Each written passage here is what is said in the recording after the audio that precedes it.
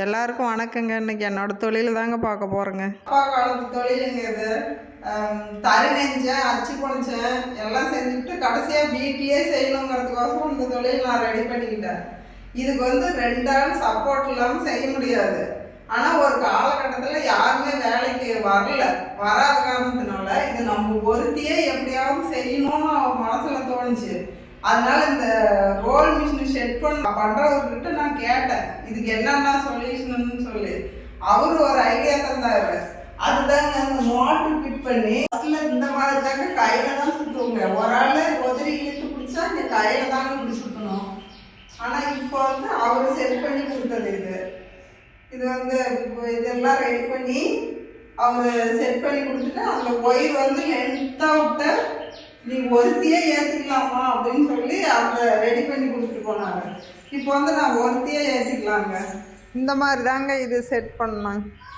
வீட்டில் இருக்கிறவங்க எனக்கு நானும் செய்கிறேன்னு சொன்னாலும் ஏற்றுக்குவோங்க, இல்லைனாலும் நான் ஒருத்தியே செஞ்சுக்குவோங்க. யாரையும் நான் எதிர்பார்க்க மாட்டேன் எந்த சூழ்நிலையிலையும். என்னோடய தொழில் இப்படி தாங்க, எந்த சூழ்நிலையிலையும் தொழில் இல்லாமல் இருக்க மாட்டேங்க. பாருங்க, ஒவ்வொன்றா உதறி இப்படி கீழே வச்சுட்டு அதுக்கப்புறம் இப்படி 3 வாரத்தையும் ஒட்டு சேர்த்து அந்த அளவு ஒட்டு சேர்த்து இப்படி கையில இறுக்கி பிடிச்சிட்டு பாருங்க, யாரோட ஹெல்ப் இல்லாத ஒருத்தையே செஞ்சுக்கலாம்.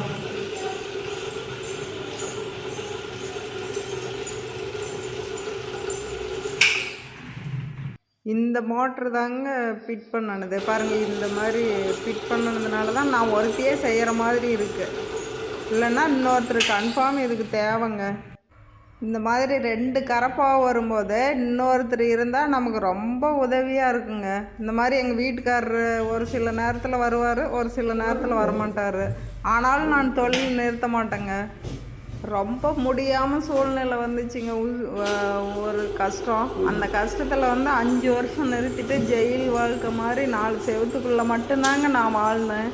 ஆனால் அந்த நேரத்தில் நான் ஏற்கனவே 10 வருஷம் இந்த தொழில் செஞ்சதுனால ஒரு அண்ணா, நீங்கள் இப்படி இருக்காதீங்க, ரொம்ப இதாயிரும்னு சொல்லிவிட்டு அவராக நீங்கள் ஒரு வார்ப்பு மட்டும் நீங்கள் போடுங்க, மனசு ரிலாக்ஸ் ஆகும் அப்படின்னு சொல்லி கொடுத்தாருங்க. அந்த மாதிரி நல்லா உள்ளம் படைச்ச நிறையா பேர் இருக்கிறாங்க.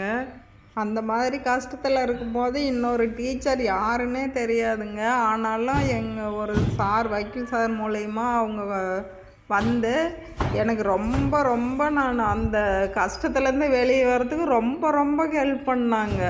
அவங்க ஃபோன் பண்ணி 1 மணி நேரம் 1/2 மணி நேரம் என்கிட்ட பேசுவாங்க. நல்லா இந்த மாதிரி எல்லார் வாழ்க்கையிலையும் இந்த மாதிரி போகுங்க, நீங்கள் தைரியமாக உங்கள் தொழிலை செய்யுங்க, அப்போ தான் கொஞ்சம் ஞாபகம் மாறுன்னு சொல்லிவிட்டு எனக்கு ரொம்ப ஹெல்ப் பண்ணாங்க. ஆனால் அவங்க இப்போ இந்த நேரத்தில் இல்லை, இருந்தாலும் அவங்கள நினைக்கிறேங்க நான். இந்த மாதிரி நல்லுள்ளம் படித்த நிறையா பேர் இருக்கிறாங்க. நம்மளை முன்னோட்டு பின்னாடி பேசுகிறவங்க மத்தியில் இந்த மாதிரி நல்லவங்களும் நிறையா பேர் இருக்கிறாங்க. நம்ம நல்லதை மட்டும் எடுத்துக்குவோம், இந்த மாதிரி கெட்டதை விட்டுருவோம்.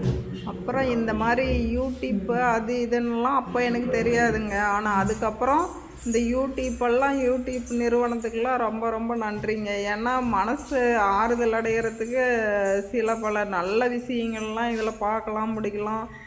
இதில் நம்மளால் முடிஞ்ச அளவுக்கு ஏதாவது பண்ணணும், நம்ம சாதிக்கணும்னு நினச்சாலும் இது மூலிமா சாதிக்கலாம். மற்றவங்க என்ன சொல்லுவாங்க, என்ன பேசுவாங்க, என்ன பண்ணுவாங்கன்னு அதை யோசிக்கிறத விட்டுட்டு நம்ம என்ன செய்ய முடியும்னு நம்ம யோசிக்கலாங்க. நான் அப்படி தாங்க யோசிக்கிறேன்.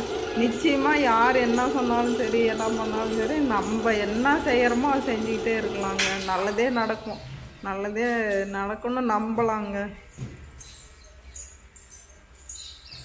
இப்படி தாங்க என்னோடய பொழப்பு போகுது. வராதிய கப்படுங்கிறாங்க,